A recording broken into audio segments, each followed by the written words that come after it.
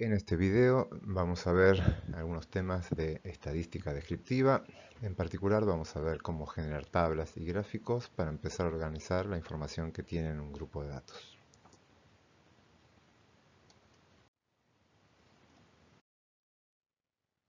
Antes de empezar a organizar los datos, lo primero que tenemos que saber es con qué tipo de variables vamos a trabajar. El tipo de variable va a afectar la forma en que vamos a construir los gráficos, las tablas y posteriormente cómo vamos a calcular los estadísticos. Las variables las vamos a dividir en dos grandes grupos, variables cualitativas y variables cuantitativas. Las variables cualitativas, como su nombre lo indica, son cualidades, es decir, no toman valores numéricos. Por lo tanto, con estas modalidades no vamos a poder generar o hacer operaciones algebraicas. Dentro de este grupo vamos a ver dos tipos de variables, las variables cualitativas nominales y las ordinales. Las nominales son cualitativas que no podemos ordenar. Por ejemplo, especie, color, sexo. Color, yo puedo tener color rojo, verde, azul, pero no los puedo ordenar en función del color. No es más color el rojo que el azul. Sí podría ordenarlos en función de mi preferencia. Yo prefiero el rojo antes que el azul y el verde. Pero eso es otra variable, sería mi preferencia de color. La variable color no se puede ordenar. El otro grupo, que sí se puede ordenar, es el que se llaman variables ordinales. Por ejemplo, grado de infección o nivel o cualquier variable que empiece con nivel D. Por ejemplo, nivel de dolor. Yo sé que el nivel de dolor lo puedo dividir en me duele mucho, poco o nada. Y si yo digo que me duele mucho, me duele más que nada, pero no sé cuánto más. No sé la cantidad de dolor que representa mucho o poco, pero sí que los puedo ordenar de mayor a menor nivel de dolor.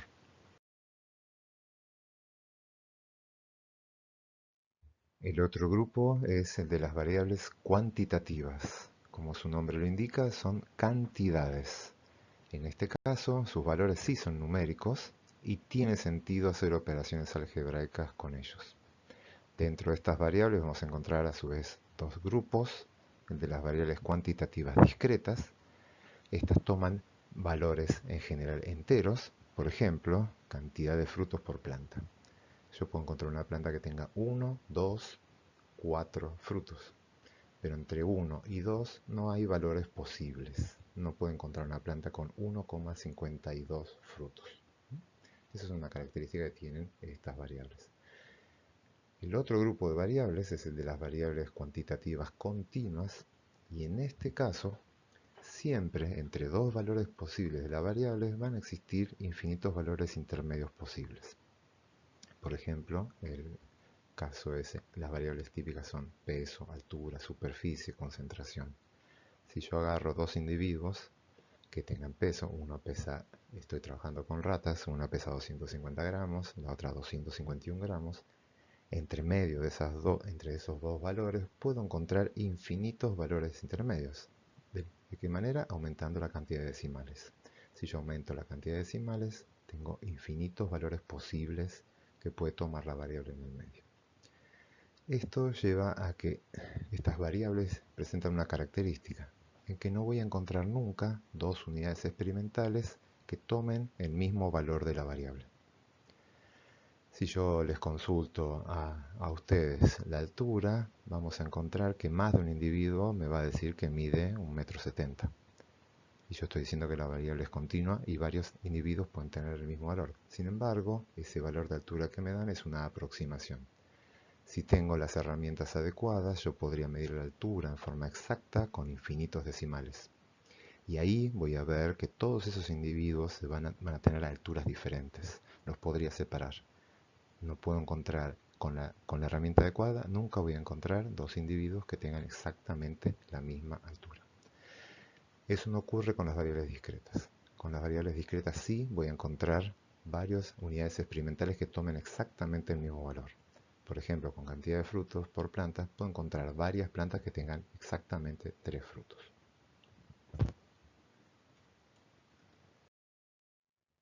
Bien, ya estamos en condiciones de empezar a trabajar con nuestros datos.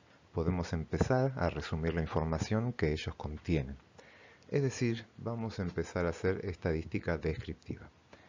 Algunas herramientas de estadística descriptiva que vamos a aprender en este curso son cómo construir tablas de frecuencias, cómo generar gráficos y cómo calcular estadísticos.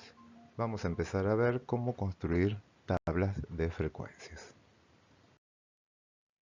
Vamos a ver cómo se construye una tabla de frecuencias. Una tabla de frecuencias tiene una primera columna con todas las modalidades que puede tomar una variable, es decir, el dominio de la variable. En este ejemplo vamos a trabajar con el sexo de ratas. Esta variable toma dos modalidades, la modalidad macho y la modalidad hembra. Vamos a agregar una primera columna con frecuencias. Vamos a contabilizar cuántas unidades experimentales tomaron la modalidad macho. Esa es la frecuencia absoluta de la modalidad macho. En este ejemplo nos dice que el número es 25, es decir, en mi muestra 25 ratas fueron machos y 35 tomaron la modalidad hembra. Si sumamos ambas frecuencias nos da el total de la muestra, 60 individuos. En la tercera columna vamos a encontrar otra frecuencia que es la frecuencia relativa. Básicamente es la frecuencia absoluta, pero dividida por el total de la muestra, es decir, está relativizado por el total de la muestra. En este caso, la modalidad macho dio el valor de 0,42. ¿Qué quiere decir? Que el 42% de los individuos de mi muestra eran machos y el 58% restantes eran hembras. Fíjense que lo mencioné como porcentaje. Aquí está expresado como proporción, pero yo lo multiplico por 100 y lo convierto en un porcentaje. La información es equivalente. Vamos a ver ahora una tabla de frecuencias para variables cuantitativas. Y en este caso vamos a ver el de variables cuantitativas discretas. Con este tipo de variables vamos a ver que la tabla tiene un poco más de información. Primero, como siempre, tenemos una primera columna con todas las modalidades de la variable. En este caso estamos viendo el número de infartos por persona. Fíjense que ahora la variable es cuantitativa, discreta y como es una cantidad, las podemos ordenar, así que van a aparecer los valores ordenados. La segunda columna es la misma frecuencia absoluta que vimos antes, es decir, hay 45 individuos que no tuvieron infartos en mi muestra, una muestra de tamaño 60. Después aparece la frecuencia relativa, igual que antes, que nos dice que el 75% de los individuos no tuvieron infartos. Ahora aparecen dos columnas nuevas que pueden aparecer en este tipo de variables, que es la que se puede ordenar. Y estas son las frecuencias acumuladas. Vamos a tener la frecuencia absoluta acumulada y la frecuencia relativa acumulada. Estas frecuencias nos van diciendo cómo se van acumulando los datos a medida que vamos avanzando en el dominio de la variable. Acá nos aparece el valor 45. ¿Cómo se lee este número? Nos dice que con 0 o menos infartos tuve 45 personas. Este valor coincide con el de la frecuencia absoluta porque no hay nadie con menos de 0 infartos. Pero ahora vamos a ver el siguiente valor, 58. Esto nos indica que hubo 58 individuos que tuvieron 1 o menos infartos. ¿Cómo calculamos ese número? Simplemente sumamos la cantidad de 1 infarto más la de 0 infartos. 45 más 13 nos da 58. Y al final tenemos que con 2 o menos infartos tuvimos 60 personas. Como siempre va a pasar que cuando la modalidad de la variable sea máxima, es decir 2 en este caso, voy a tener acumulado el total de la muestra. Entonces este número tiene que coincidir con el total de la muestra. La última columna contiene las frecuencias relativas acumuladas. Es exactamente lo mismo que la frecuencia absoluta acumulada, pero relativizado por el total de la muestra. Es decir, la frecuencia absoluta acumulada dividido el n, es decir, 60. Y lo leemos de la misma forma que antes. Acá nos dice que el 75% de mi muestra tuvo 0 o menos infartos, el 97% tuvo 1 o menos infartos y el 100% tuvo 2 o menos infartos. Nuevamente aquí, la última columna siempre tiene que valer 1 o 100% si esto lo convertimos a frecuencias, a porcentajes.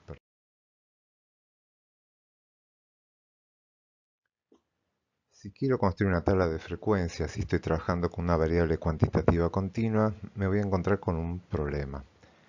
Yo les dije recién que en la primera columna de las tablas tengo que poner todo el dominio de la variable. Y esta variable, al ser cuantitativa continua, va a presentar infinitos valores posibles. Por lo tanto, tendría que hacer una columna con infinitas filas. Eso no es nada práctico y no me ayudaría en nada a ordenar la información. Por lo tanto, lo que vamos a hacer es agrupar a las observaciones en intervalos. Estos intervalos van a estar definidos por dos límites, un límite superior y un límite inferior.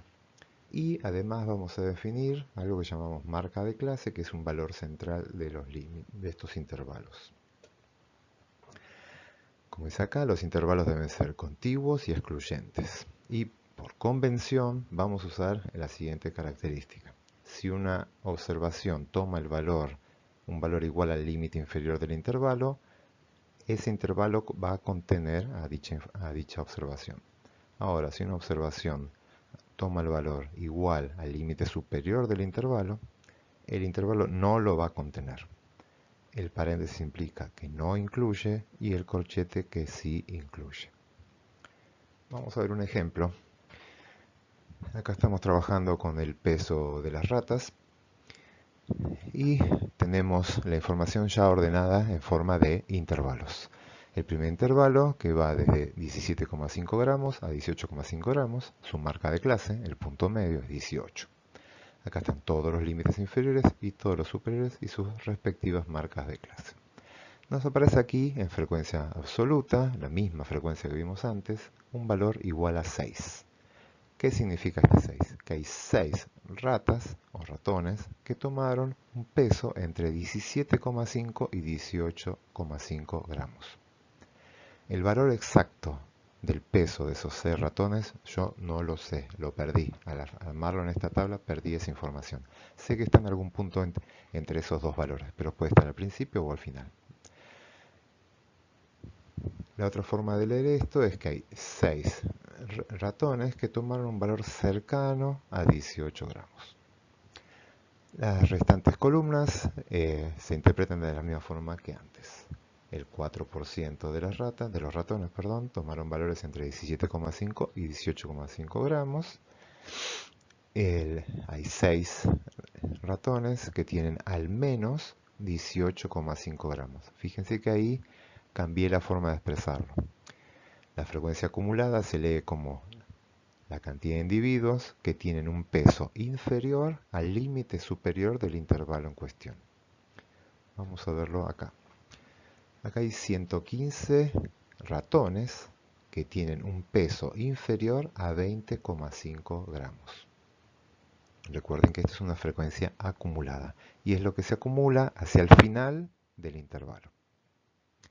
Estos 115 individuos representan el 76,7% de mi muestra.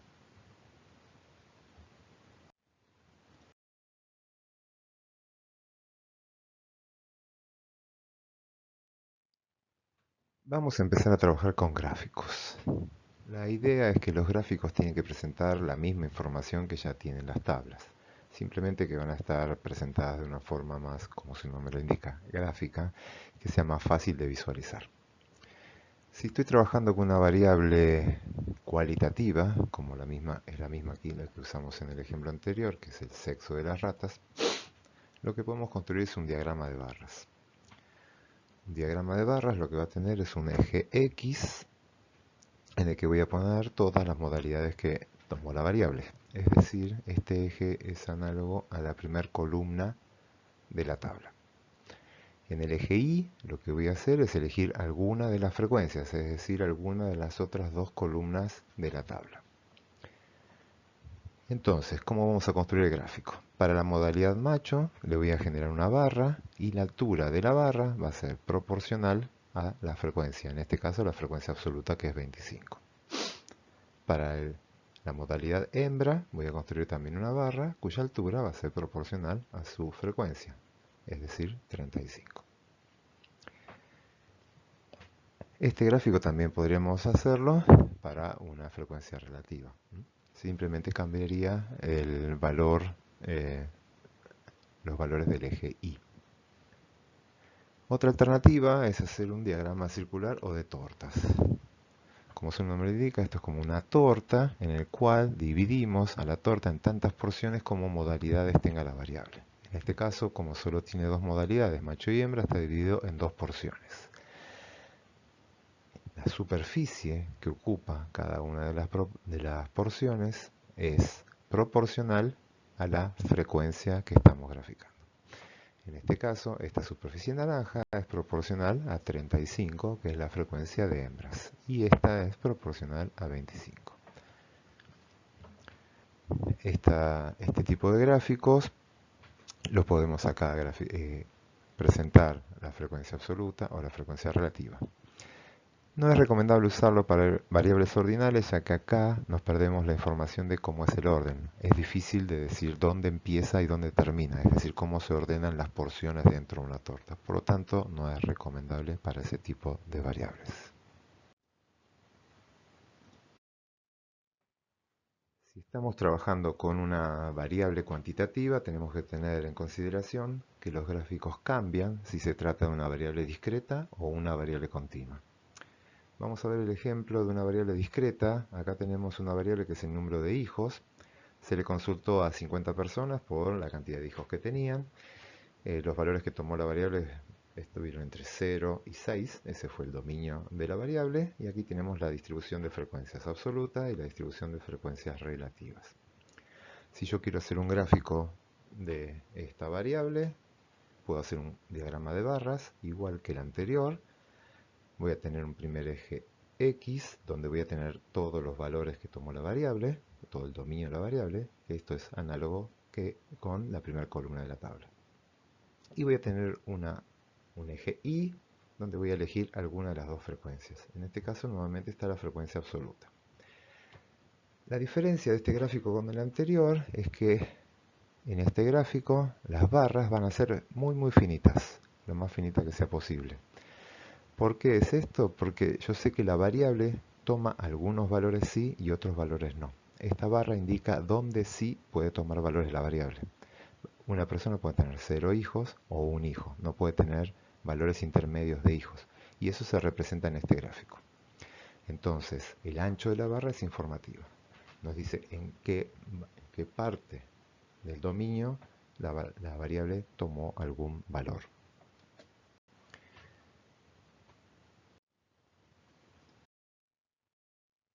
En el caso de las variables cuantitativas continuas, recuerden que las tablas están organizadas por intervalos, porque la variable podía tomar infinitas modalidades. Estos intervalos van a estar reflejados en los gráficos. Cuando yo construyo un gráfico, voy a ver que en el eje de las X lo que tengo que hacer es graficar a todos los intervalos que definí. Acá está el de 17,5, 18, 18,5. Y después voy a construir barras cuya altura van a ser proporcional a las frecuencias de cada intervalo. Por lo tanto, acá tenemos el intervalo que va entre 19 y 19,5, que lo tenemos acá, es el cuarto intervalo, que tiene una frecuencia absoluta de 32. Yo no tengo la información de dónde están esas 32 ratas. Lo que sé es que todo el intervalo tiene una altura igual a 32. Y así construyo todas las barras de todos los intervalos. Este gráfico recibe el nombre de histograma. Acá, además del histograma, agregué un polígono de frecuencias. Esta línea que está acá es un polígono de frecuencias. Fíjense que esto genera un polígono, como su nombre lo indica, y es bastante útil para ver tendencias donde hay picos, valles y más picos. ¿Cómo se construye este polígono? Básicamente lo que hay que unir es el punto de la barra, el punto más alto de la barra, a la altura de la marca de clase, es decir, en el punto central de cada barra. Voy uniendo estos puntos, la altura máxima a la altura de la marca de clase, los voy a ir uniendo con una línea. Y para cerrar el polígono, es decir, para la parte inicial y la parte final, voy a generar dos nuevos intervalos. Un intervalo que está por debajo del límite inferior del primer intervalo y un intervalo que está por encima del límite superior del último intervalo. Esos dos intervalos tienen una frecuencia de 0, es decir, que el polígono va a tocar a la marca de clase de ese intervalo con frecuencia 0. Y ahí tengo cerrado el polígono. Bien, una última aclaración con estos gráficos. Histogramas no es que está totalmente asociado a variables cuantitativas continuas. El histograma está asociado a variables que están agrupadas en intervalos. Todas las variables continuas tengo que ordenarlas como intervalos, así que para todas las variables continuas voy a hacer histogramas. Pero no todos los histogramas están hechos con variables continuas. Puedo tener una variable que sea discreta, con muchas categorías, y que por una cuestión de conveniencia y practicidad la organizo en intervalos. Y también puedo hacer un histograma en ese caso. Acá les presento una guía con algunas recomendaciones que tienen que tener a la hora de construir un gráfico. Estas recomendaciones las vamos a tratar en la próxima clase que vamos a tener en vivo, donde vamos a hablar de estos temas y algunos otros temas que quedaron pendientes sobre cómo construir gráficos y tablas.